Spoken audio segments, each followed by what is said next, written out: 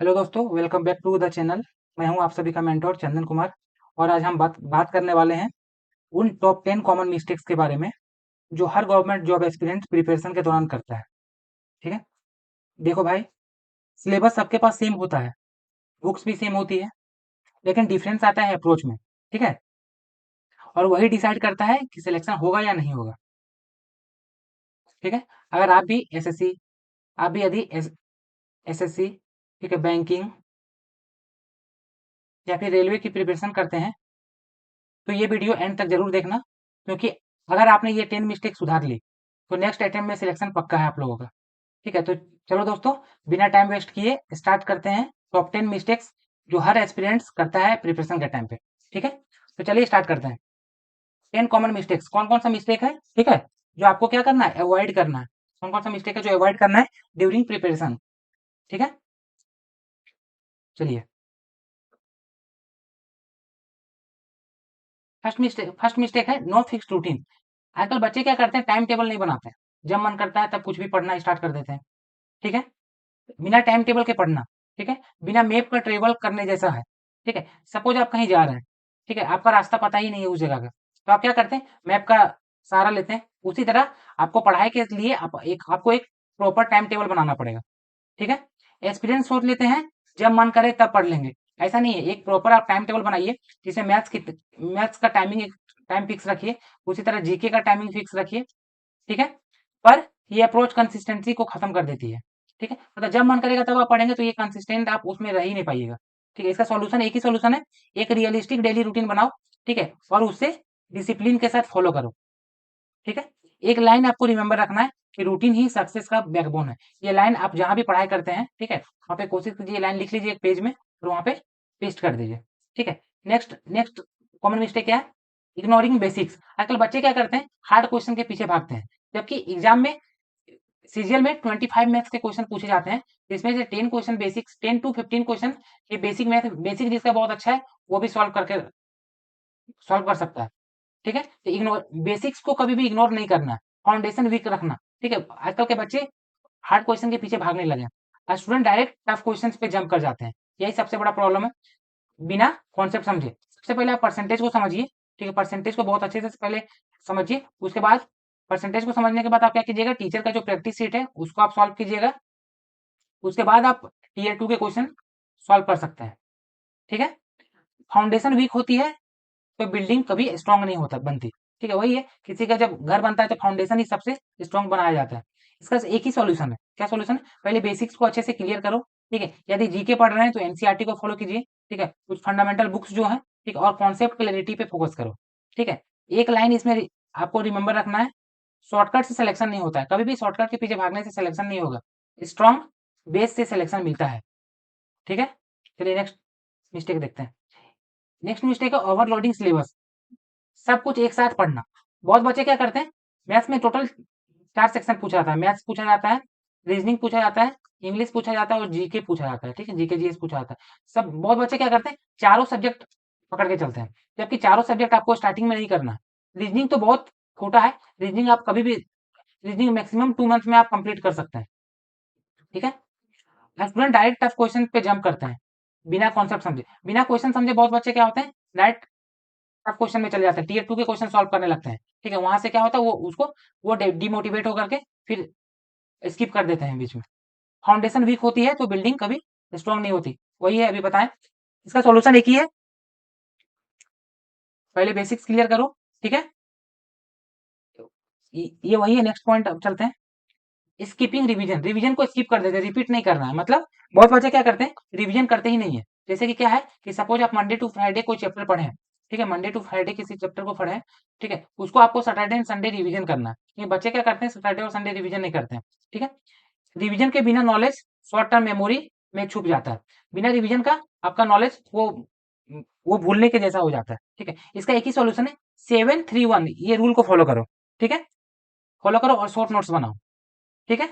पहले आपको 7 डेज के बाद रिवीजन करना, फिर 3 डेज के बाद करना, फिर 1 डेज के बाद करना। इससे क्या होता है, वो माइंड में आ जाता है।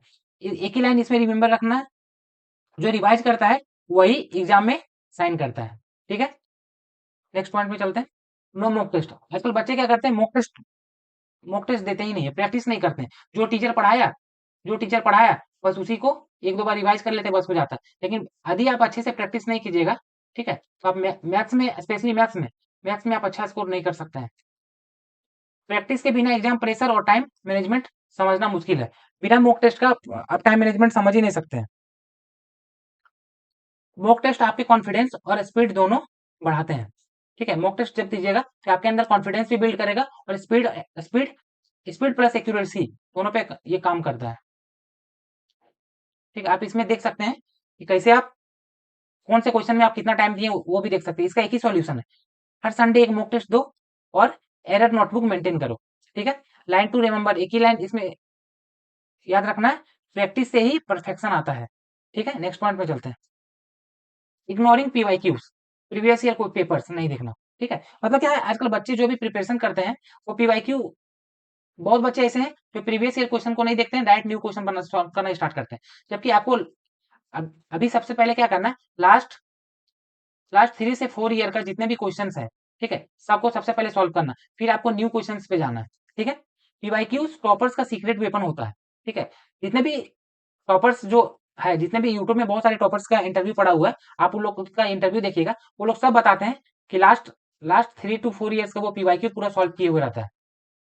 ठीक है, ये आपको पैटर्न और इंपॉर्टेंट टॉपिक्स दोनों बताते हैं। लास्ट 3 to 4 ईयर्स का जब आप पीवाईक्यू लगाइएगा, उससे आपको पता चल जाएगा कि एग्जाम में किस तरीके के पैटर्न का क्वेश्चन पूछा आता है और कौन कौन सा टॉपिक बहुत ज्यादा इंपॉर्टेंट है, हाई यील्डिंग टॉपिक कौन कौन सा है। ठीक है, इसका सॉल्यूशन एक ही है, हर सब्जेक्ट के लास्ट 5 ईयर्स के पेपर एनालाइज करो और ट्रेंड समझो। आप लास्ट 5 ईयर नहीं, एटलीस्ट 3 to 4 ईयर का भी प्रीवियस ईयर पेपर सॉल्व कर सकते हैं। इसमें एक ही लाइन को याद रखना है, जो पास्ट को समझता है वो फ्यूचर जी जाता है। ठीक है, नेक्स्ट पॉइंट पे चलते हैं। नेक्स्ट पॉइंट है कंपेयरिंग विथ अदर, दूसरों से कंपेरिजन करना। बहुत बच्चे आजकल क्या है, कंपेरिजन खुद को किसी और से करने लगते हैं, कह रहे यार उसका एग्जाम नहीं निकला तो मेरा भी नहीं निकलेगा, जबकि ऐसा नहीं है। ठीक है, अपना कंपैरिजन दूसरों से करना कॉन्फिडेंस डिस्ट्रॉय करता है। जब भी आप अपना कंपैरिजन दूसरों से कीजिएगा, आपके अंदर मोरल जो है आपका डाउन होने लगता है। ठीक है, हर स्टूडेंट का बैकग्राउंड और पेस अलग होता है। ठीक है, इसका एक ही सॉल्यूशन है, अपनी जर्नी पे फोकस करो, अपने प्रोग्रेस का ट्रैक बनाओ। ठीक है, इसमें एक ही लाइन याद रखना है, कंपेरिजन किल्स कॉन्फिडेंस। ठीक है, स्टे इन योर लेन। ठीक है, नेक्स्ट पॉइंट में चलते हैं। Social media distractions, social media से आपको बिल्कुल साइड कर देना। आजकल के बच्चे क्या है, रील्स का एडिक्ट हो गए। ठीक है, रील्स का एडिक्ट ये बहुत बहुत आजकल बच्चों को डिस्ट्रैक्शन की ओर ले जा रहा है। ठीक है, ये रील्स के कारण ही आजकल बच्चे जितने भी लॉन्ग लॉन्ग वीडियो यूट्यूब में पढ़े हैं, कोई वीडियो देखना नहीं चाहता। ठीक है, जबकि रील्स में कुछ वैसा है भी नहीं, बस 10 सेकंड 15 सेकंड का ये एंटरटेनमेंट रहता है। एक रील देखते देखते कब 2 घंटे निकल जाते हैं पता ही नहीं चलता। ये फोकस और मोटिवेशन दोनों को चुरा लेता है। ठीक है, इसका एक ही सॉल्यूशन है, स्टडी टाइम पे फोन एरोप्लेन मोड में रखो और fix social media time set कर लो। मतलब क्या है, आपको क्या करना है, जितने भी सोशल मीडिया ऐप यूज करते हैं आप लोग, ठीक है, वो सबको एक फिक्स टाइम उसमें सेट कर दीजिए। ठीक है, इसमें एक ही लाइन याद रखना है, digital control is equal to mental control. ठीक है, नेक्स्ट पॉइंट में चलते हैं। नॉट टेकिंग ब्रेक्स, ठीक है, कंटिन्यूअस स्टडी करना। ठीक है, आजकल बच्चे क्या है ना कि कंटिन्यू पढ़ाई करते रहते हैं, तो बीच बीच में आपको ब्रेक भी लेना। बिना ब्रेक की पढ़ाई बर्न आउट करती है। ठीक है, माइंड टायर्ड हो जाता है। मतलब आपको क्या करना है, अभी हम एक रूल बताए हैं कि कैसे आप लोगों को पढ़ाई करना है। छोटी छोटी ब्रेक से ब्रेन रिचार्ज होता है। तो इसका सॉल्यूशन क्या है, 45-10 रूल फॉलो करो। मतलब क्या है, आपको 45 मिनट स्टडी करना है और 10 मिनट का ब्रेक लेना है। ठीक है, इसमें लाइन टू रिमेंबर, इसमें कौन सा लाइन आपको याद रखना है, smart study beats hard study. ठीक है, नेक्स्ट पॉइंट पे चलते हैं।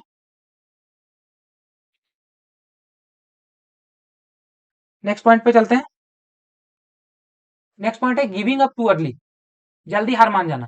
बच्चे लोग क्या करते हैं, से सपोज ज्योमेट्री बहुत वास्ट है। ठीक है, ज्योमेट्री पढ़ते हैं, यदि ज्योमेट्री में सपोज कुछ भी सिमिलरिटी यदि समझ में नहीं आया, ठीक है, तो बच्चे लोग क्या करते हैं, उसको गिव अप कर देते हैं। जबकि ऐसा नहीं करना चाहिए, यदि एक बार समझ में आया तो उसको 2-3 बार और देखना चाहिए, ताकि और अच्छे से समझ में आ जाए, क्लैरिटी मिल जाए।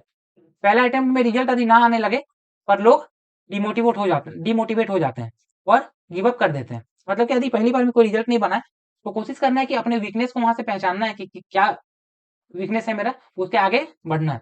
लेकिन हर फेलियर एक लेसन देता है। ठीक है, इसका सॉल्यूशन एक ही होना चाहिए, कंसिस्टेंसी रखो, छोटी प्रोग्रेस भी प्रोग्रेस होती है। ठीक है, इसमें लाइन एक ही लाइन आपको रिमेंबर रखना है, सक्सेस लेट हो सकती है पर मिलती जरूर है अगर आप रुकते नहीं हो। ठीक है, चलिए, अवॉइड दिस मिस्टेक, ये सब मिस्टेक आपको अवॉइड करना है। ठीक है, make your first attempt your best attempt. और ये सब अटेम्प्ट, ये सब मिस्टेक आप यदि नहीं करते हैं तो आपका फर्स्ट अटेम्प्ट ही है जो है ये आप बेस्ट अटेम्प्ट बना सकते हैं।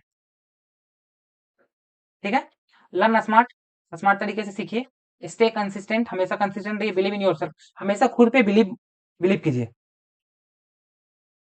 ठीक है, चलिए आज यहीं तक रखते हैं। ठीक है, मिलते हैं आप लोगों से नेक्स्ट वीडियो में।